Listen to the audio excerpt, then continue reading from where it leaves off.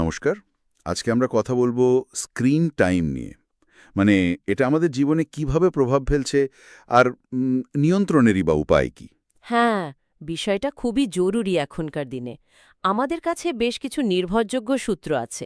ধরুন হার্ভার্ডের গবেষণা, Times of ইন্ডিয়ার রিপোর্ট। এমনকি কিছু ব্যক্তিগত অভিজ্ঞতার কথা উঠে এসেছে, তাই না? তো চলুন একটু গভীরে গিয়ে দেখি ব্যাপারটা। ঠিক। আমাদের লক্ষ্য হবে স্ক্রিন টাইমের প্রভাবগুলো, মানে বিজ্ঞান কি বলছে সেটা বোঝা। আর সেই সাথে দৈনন্দিন জীবনে কাজে লাগানোর মতো কিছু কৌশল খুঁজে বের করা। একদম। শুধু তত্ত্বকথা নয়, বরং যা আমরা আসলেই করতে পারি। তাহলে প্রথমেই বিজ্ঞানের কথায় আসি। হার্ভার্ডের গবেষণাটার কথা বলছিলেন। হ্যাঁ, হার্ভার্ডের একটা বেশ ইন্টারেস্টিং গবেষণা আছে। ওরা বলছে অতিরিক্ত স্ক্রিন টাইম, বিশেষ করে ধরুন যখন আমরা গেমিং বা সোশ্যাল মিডিয়াতে খুব বেশি ডুবে থাকি, হুম। তখন সেটা নাকি আমাদের মস্তিষ্কের যে রিওয়ার্ড সিস্টেম আছে, মানে পুরস্কার পাওয়ার যে অনুভূতিটা, সেটাকে প্রভাবিত করে। ও আচ্ছা, এর মানে কি দাঁড়ায়? মানে প্র্যাকটিক্যালি কি হয়?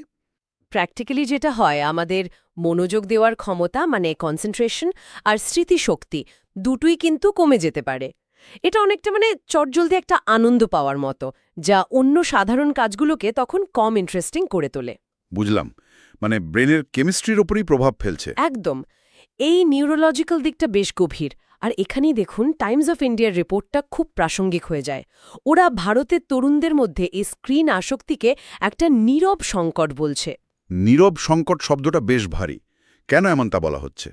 কারণ এটা এতটাই ছড়িয়ে পড়েছে, অথচ আমরা অনেক সময়ই এটাকে স্বাভাবিক ভেবে নিচ্ছি, বা হয়তো দেখেও দেখছি না।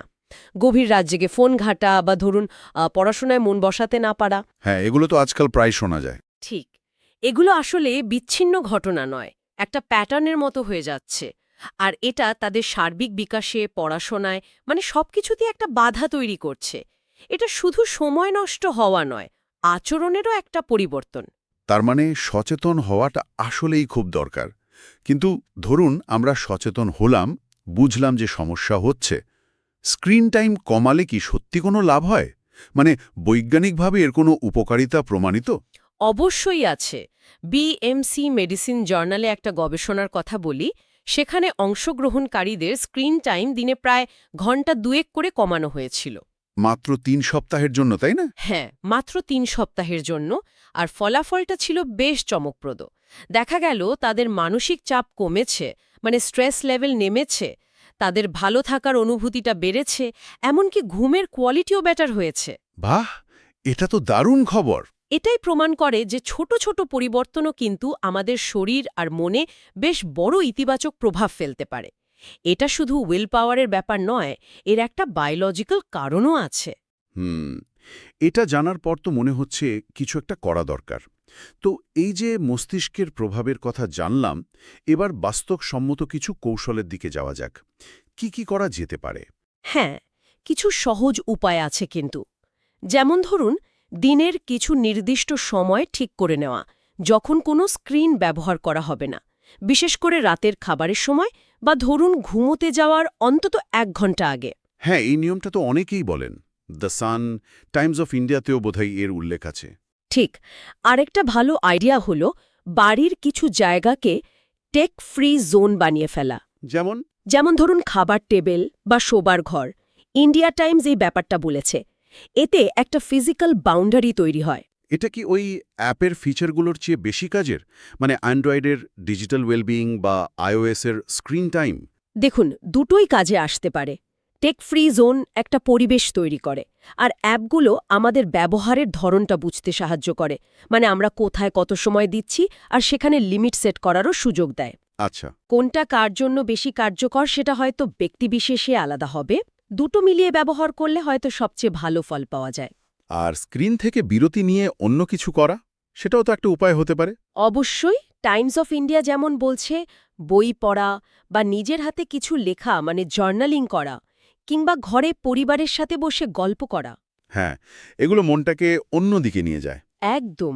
আর চোখের স্বাস্থ্যের জন্য তো ওই সহজ নিয়মটা আছে, 20-20-20। ও হ্যাঁ, প্রতি ২০ মিনিট স্ক্রিন দেখার পর ২০ সেকেন্ডের জন্য ২০ ফুট দূরের কিছু দেখা।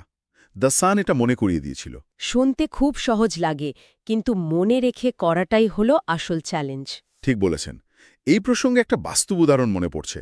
দ্য সানের একটা প্রতিবেদনে একজন মা বলছিলেন তার ৩ বছরের মেয়ের কথা। কি হয়েছিল?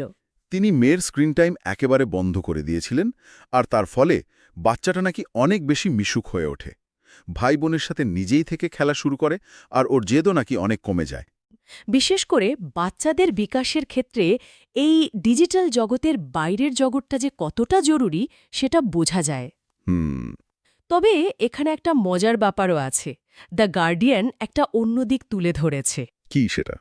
তারা বলছে অনেক সময়ে স্ক্রিন টাইম কমানো নিয়ে আমরা এত বেশি সচেতন হয়ে যাই বা সেটা নিয়ে অন্যদের কাছে এত জাহির করি, মানে প্রায় গর্ব করার মতো। হ্যাঁ, অনেকটা সেরকম, যে সেটাও নাকি নিজেই আরেক ধরনের অবসেশন বা আসক্তির মতো হয়ে যেতে পারে। তার মানে এখানেও সেই ভারসাম্য রাখার প্রশ্ন আসছে, কোনো কিছুই অতিরিক্ত ভালো নয়। একদম। স্ক্রিন টাইম একেবারে বাদ দেয়া হয়তো সবার জন্য বাস্তব বা জরুরিও নয়, কিন্তু এর ব্যবহারটাকে নিয়ন্ত্রণ করা, একটা সীমার মধ্যে রাখাটা খুব দরকার। ঠিক। দিনের শেষে তাহলে মূল কথাটা কি দাঁড়াচ্ছে? মূল কথা হলো, স্ক্রিন টাইম শুধু আমাদের সময় নেয় না, এটা আমাদের আচরণ, এমনকি মস্তিষ্কের গঠনকেও প্রভাবিত করে। দ্বিতীয়ত, নিয়ন্ত্রিতভাবে কমালে এর উপকারিতা আছে। মানসিক স্বাস্থ্য, ঘুম, সার্বিক সুস্থতা বাড়ে, আর এটা বিজ্ঞানসম্মত। আর তৃতীয়ত, এর জন্য বাস্তবসম্মত কৌশলও আছে, শুধু সেগুলোকে বুঝে নিজের জীবনে প্রয়োগ করতে হবে। একদম তাই। তাহলে শ্রোতাদের জন্য একটা প্রশ্ন বা ভাবনা রেখে যাই। স্ক্রিন ব্যবহারের যে ভালো দিকগুলো আছে আর খারাপ দিকগুলো, এই দুটোর মধ্যে সঠিক ভারসাম্যটা ঠিক কোথায়?